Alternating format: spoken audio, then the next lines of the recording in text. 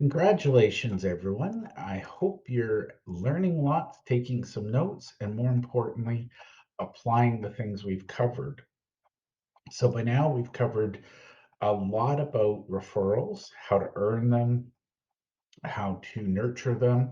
We've talked about workshops and how you can leverage them. We've talked about things like dolphins, sharks, and carp. And now we're about to get into the most important piece. If you remember, we talked a few slides back, several, about the Braver Firm growth formula. So it was about building relationships, adding value, earning referrals. And so we've showed you how to compound. You can add referrals and workshops together to grow your business. And honestly, you can probably stop there if you're just looking for a little bit of growth. And I will stress this for you. You'll get more referrals if you do more workshops. And the more workshops you do, the more referrals you get, the more workshops you can do. You see how this works, right? The key to the workshop is it's got to be consistent. Now, workshops and referrals, those are both additive. We're going to grow by bits and pieces. So we're going to add a few clients here, a few clients there. Full disclosure, when I ran an accounting practice using referrals and workshops, I doubled 3 consecutive years until I got to the point where I couldn't double anymore. Um, that was a choice.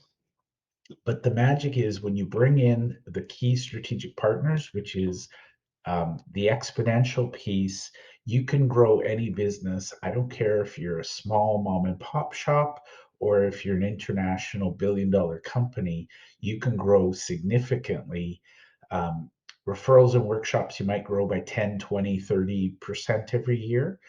With key strategic partners, you should be able to grow by at least a factor of 2 or 3 every year. So you should double or triple your business every year. I've seen it as much as 10x, and I do know some people who use these strategies to grow their business 100-fold. So, warning, what I'm about to cover, we're going to talk about key strategic partners. It can be dangerous. If you're looking for a little bit of growth, do not proceed. If you're looking for a lot of growth, come on in. Let's talk about my favorite subject, which is key strategic partners. And the good news is, I'm going to share a simple thing you can do right now that'll grow your business, and it doesn't take an enormous amount of effort. And at the very beginning, I wanted to say that we talked about the natural advantage that introverts have. So I'm going to share that here. The thing about introverts is they have fewer conversations, but they're deeper and more meaningful. So introverts actually have a legitimate advantage in networking because they'll meet fewer people but have more meaningful relationships. Now, that doesn't mean extroverts are out of the game because extroverts will have more relationships, but they need to work harder to make those relationships meaningful. Your business is only going to grow based on how deep the roots of your relationships go. So if you have a lot of shallow relationships, you're going to have shallow growth. If you have deep, meaningful relationships, you'll grow quickly and it will last forever or a very long time at least. So this is advanced relationship strategies for growth. And then we'll have one more video where I'll go through and I'll answer some common frequently asked questions. But this is the strategy that sets most of my clients and their businesses apart from their competitors. So you've been warned, enter at your own risk. First thing I'm going to talk about is why we want strategic partners and specifically key strategic partners. So, one thing I want to tell you, a lot of people will tell you need to network with hundreds of people. Our goal is increments of 12. So, you're going to have your very first round, you're going to have 11 key strategic partners plus yourself. Second round, you're going to add 12 more. Third round, if you really, really need growth, you're going to add 12 more. So, the good news for anybody watching, you don't need to maintain hundreds of relationships. For most of you, it's going to be 11. Some of you will maintain 23. That's the 24, including yourself. And some of you might want 36. But the reality is, if you just focus on one, you're going to see results. If you focus on 11, you're going to see amazing results. If you're ready, then you can go beyond that. We'll talk about when you know you're ready there. So, the secret, and this is truly the gold in your backyard, most people don't think strategically, they think tactically. So we've talked about networking where people are looking for the next client. Here we're looking for strategic partners. And the most important thing here is these are people we're going to spend time with. So we should know, like, and trust them and want to spend time with them. If we don't like them, they're not a good fit. So we're going to leverage existing relationships to grow, which means we can grow quickly. We're going to learn how to create new relationships to grow as we need it. The key here is these are relationships, they have to be mutually beneficial. Now, the best part about Key Strategic Partners and the Key Strategic Partner Plan is it's low cost, high impact. And you determine the size of the multiplicative effect by the size of your network that you build for key strategic partners. And the most important thing, I know a lot of people who run around, they're always busy, they're always networking. We're going to eliminate wasted effort on marketing and sales so we can focus on our key strategic partners. And just to be clear, I'm not asking you to trust me on this. What I'm asking you is to try it. And when you see results from the key strategic partners, then you start to reevaluate your marketing and sales and look at return on investment and put more money and effort into the things that are working. And I promise you, if you give strategic partners a chance, you'll never go back to the old way of doing things.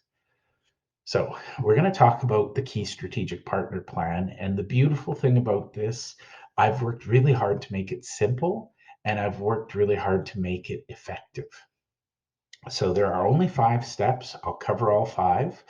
And the key to creating a key strategic partner plan is to focus on building those mutually beneficial quality relationships. We don't want quantity, we want quality. And people say, well, what do you mean by that, Jeff? These are the people who truly care about your business and want to see you succeed.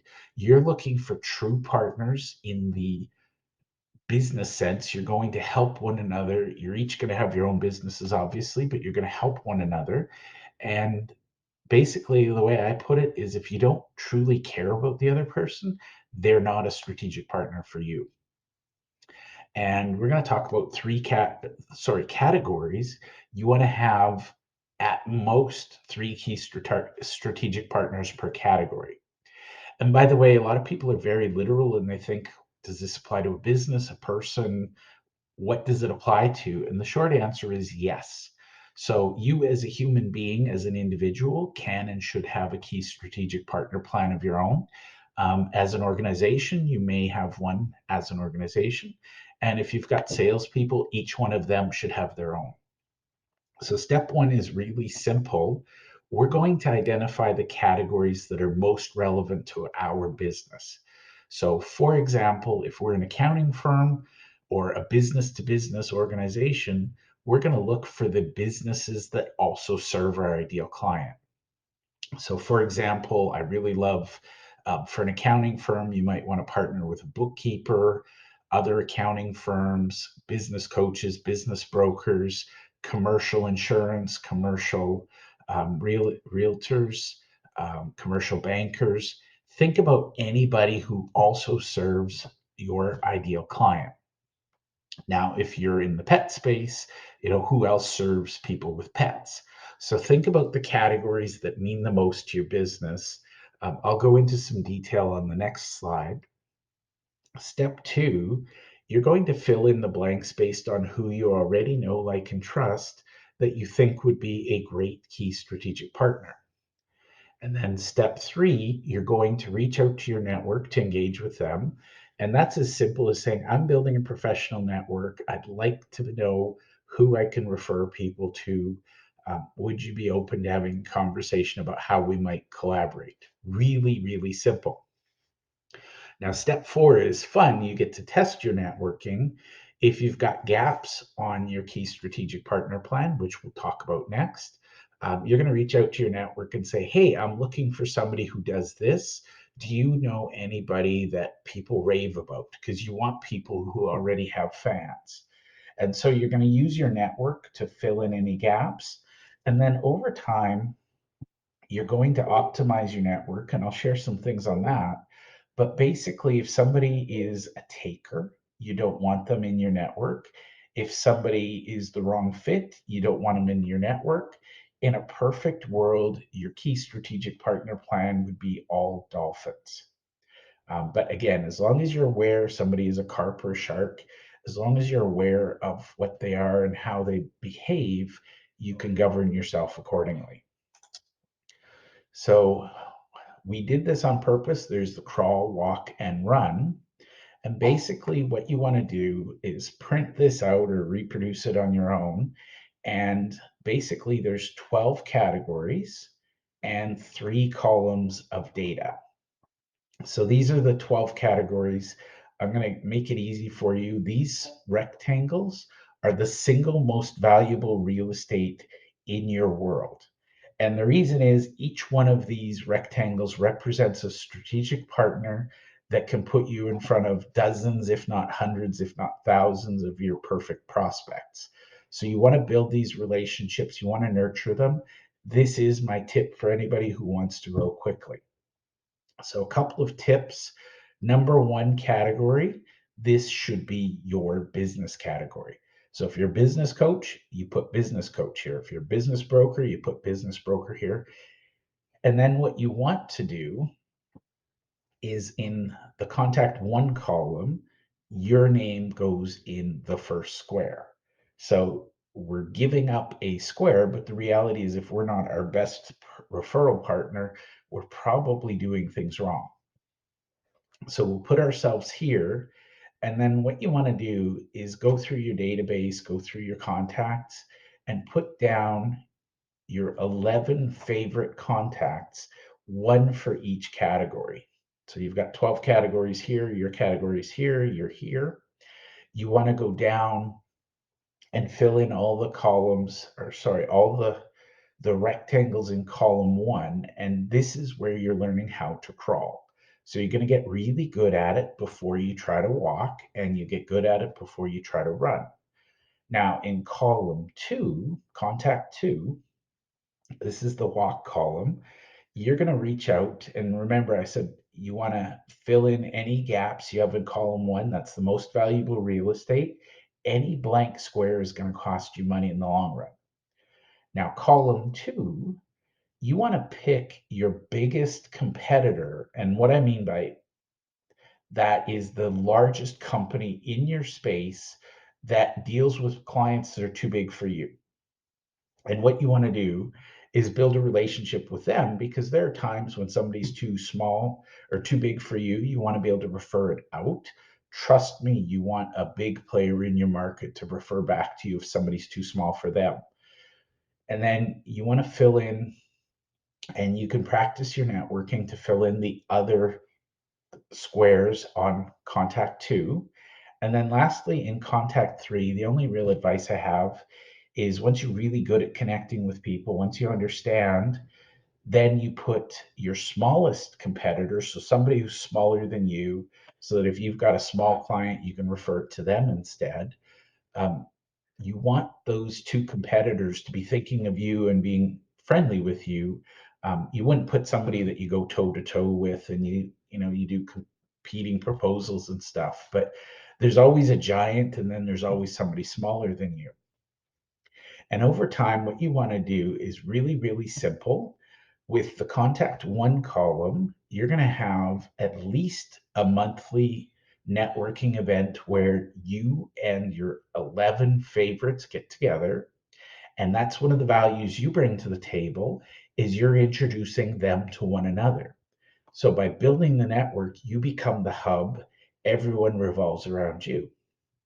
Your contact two column, you want to make sure that you introduce all of them to one another and you host at least every other month, so once every 2 months, a networking event where they come together. And then lastly, contact three, these are your least favorite, but they're still favorites. you're going to meet with them at least once every 3 months. And again, the biggest value you can add is to introduce everybody in one column to one another. Now, for your contact one people, the value you have now created this worksheet with 36 potential referral partners. um, you can effectively introduce every single person in there to 35 other people. So building your network, that's enormously valuable to the network, but it also means your contact one column are going to be your first choice for workshops. You're going to do workshops with them, they're going to do workshops with you, but you can also extend that to column two and column three. Now, I haven't met a business that can handle more than column three. If you want to grow, the best thing you can do is teach one of your teammates or colleagues how to do this and show them how to build their own network. And just to make it interesting and fun, you can put your list in front of them and say, you can't replicate any of these, you have to be original. And again, if you're a manager, you're looking to grow a sales team, do this first. So a few tips. The three contact columns include the words crawl, walk, and run for a reason. So make sure you're really comfortable with crawl, because people in your contact one column, they'll like you more, they'll be more forgiving, they'll be more open to doing things. Once you've proven that it works, then you consider walk, and run only when you're ready. Now, I can't stress this enough. The world hates a referral mooch. Don't be that person who never introduces. And that's what I like about the Key Strategic Partner Plan. You're giving up front by introducing them to one another. So be intentional in both receiving and giving referrals. And personally, I like to give first, then I'm okay with asking after the fact. And I would stress that a great connector builds their network with intention. Most networkers just network, and literally it's a miracle. They meet whoever shows up and they're grateful for it, and then they wonder why they're not getting results. If you're intentional, you stack the room, you decide who's there. I love this Chinese proverb: the best time to plant a tree was 20 years ago, the second best time is now.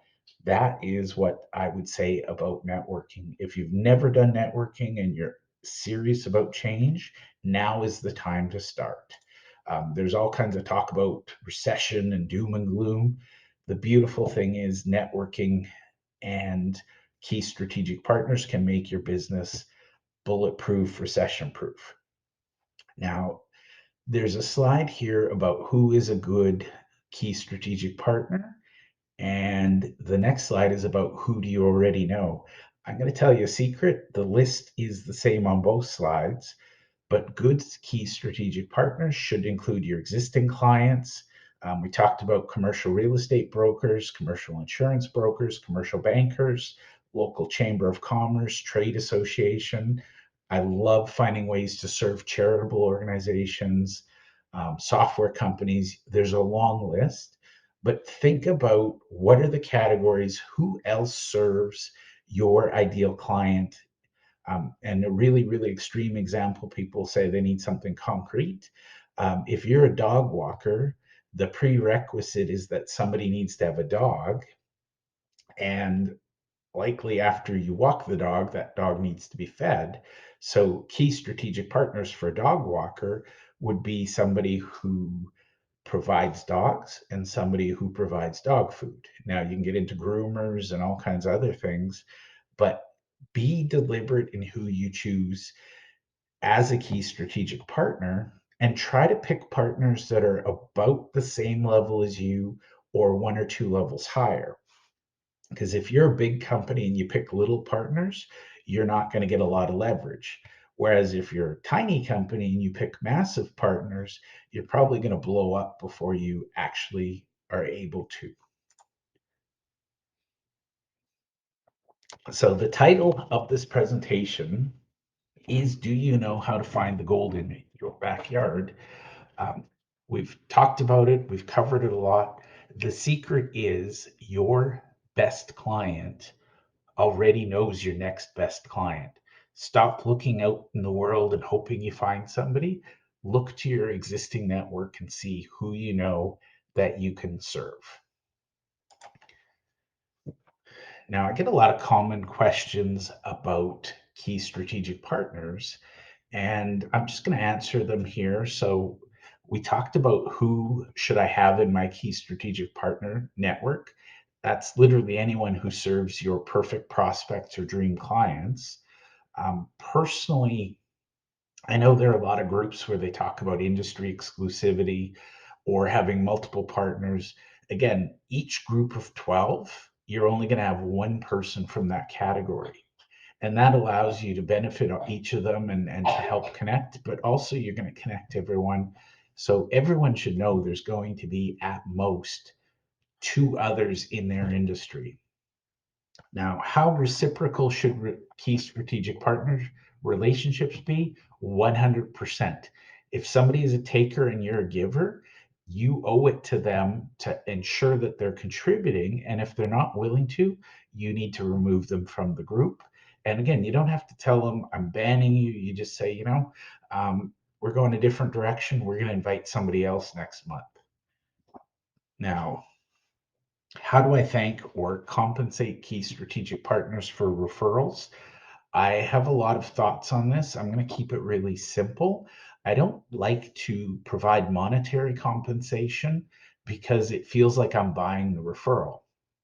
So, some things you can do obviously are thank you cards. But the biggest way to thank someone for a referral is to reciprocate and give them one back if it's appropriate. The other thing you can do, and this can be fun within your network, is for every successful referral, as a collective, you put some money in a pot and eventually you make a donation to a charity. What if my key strategic partners don't reciprocate? That is a critical thing. You're there to help one another, you're there to build a mutually beneficial relationship. If they're not reciprocating, there's a problem in the relationship. So you either need to discuss it and rectify it, or you need to agree that maybe it's better if you're not um, giving referrals. Now, we're not going to get into joint ventures. I personally don't think they're necessary. But what a joint venture usually is, you bring in two partners and you split the revenue. Again, I think if you recognize you're both running separate businesses, maybe your workshop series could be a joint venture. You use the money that you earn to fund future ones. So we're going to skip the joint venture for today. Now, I love to share a little bit about LinkedIn because, again, I think LinkedIn is highly underutilized. So you can research on LinkedIn and you can identify new key strategic partners if you don't know anyone. And here's what I love to do. I'll find out who my best clients already work with. So, for example, if I'm looking for a banker or an insurance person, I'll reach out to my best clients and say, do you have an insurance person or banker that you love? And the key is, I want it to be someone they love. I don't want it to be somebody that they tolerate or hate. And so I'm going to ask them and say, would you mind introducing me to that person? So, a little bit more about LinkedIn. You can do some research. You can identify your key strategic partners. A simple connection request is, hi, so and so. We don't know one another yet. I believe in building relationships and building my network. Would you be open to connecting? Find ways to add value. Again, the best way you can add value to a potential partner is an introduction. You want to build some trust. You want to offer introductions. Once you've earned the right, you can ask for introductions. And then the most important thing is you want to always be following up. So expressing gratitude. Thank you for the introduction. Following up to say, hey, I met this person. Thank you. So I'm going to propose a tiny little experiment for everybody watching. And I recognize people think, oh my God, 36 key strategic partners, is overwhelming. I want to remind you that the first round in crawl is 11 others plus yourself for a total of 12. So I'm going to make it easier for you. I'm going to just suggest a tiny experiment go out and pick one individual that's already in your network and you think would be a good key strategic partner. Reach out to them and say, I'm looking to build my network. I'd like to collaborate. What do you think? And get their feedback. And just try it, build up your confidence. When you're ready, put that full network together. And again, my favorite thing, never have lunch alone. If you've got a key strategic partner, invite them to bring somebody else. You bring somebody else, and everybody's network grows because you've met three people instead of just one. But again, I'm going to just start small and I'm going to encourage you to go out, pick one individual, and test it. Now, next steps, this is the part where normally people switch to the sales role and they say, hey, I've got a deal for you. Reality is, I'm not going to do that. What I'm going to say is, if you've gotten value from these videos, I'd love to have you join us for our workshop. The reason the workshop is paid is we're spending some time together. We're going to actually implement the things you've learned in these slides. So I want to be clear, if you don't agree with the stuff I've shared in these videos, don't come to the workshop. Now, if you like what you heard and you want to come to the workshop, great. There's a link that'll be posted below. What we're going to do in the workshop, it's a 90-minute workshop. You're going to be assumed to have watched all of these videos first, and we're going to focus the entire 90 minutes on how do I implement to the best of my ability. So that's the best way I can help you. The other thing I would say is join. We have a global wellness headquarters, a LinkedIn networking group. You can scan the QR code or you can go on to the link. And basically, this is just a group of like minded people who believe in networking and want to practice their skills. So if you don't believe in networking, or God forbid, you're one of those people who likes to show up and throw up and say, hey, I've got a deal for you, or I want to sell you something, don't join the group, because I promise you will not be welcome. We protect our group very carefully, so we're looking for the sharks. We're looking for the promotional, the pushy people, the transactional people. But if you're one of those relational people who wants to learn, come join our group. And we have a couple slides, but the last thing I want to say is we're going to do some future workshops. And so if you like these ideas, put a comment below, say what you'd like to explore.